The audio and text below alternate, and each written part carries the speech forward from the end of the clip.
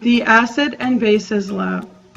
One morning, a student sat down and began to read his lab papers. As he read through the lab papers, he had some questions and decided to ask the teacher. Excuse me, I do not understand what acids and bases are. Could you explain, please? Sure, I'd be glad to explain these to you. An acid is a chemical that can donate or lose a proton, while a base is a chemical that can accept the proton. What do you mean by a proton? Well, a proton is also known as a hydrogen atom.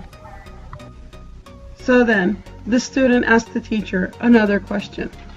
So would a neutral solution mean that the solution or chemical is neither acidic or basic? Yes, that is correct. You may now continue with your experiment.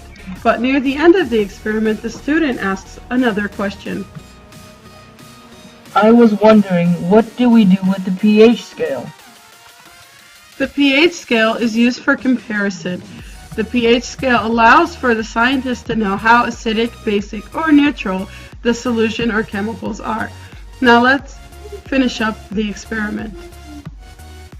Hopefully, after hearing this story, you will remember the importance of always asking questions. The students took advantage of the opportunity at hand and asked questions to better clarify the lab. Understanding what should be done in the lab is important for safety and the outcomes of the experiments performed in the lab.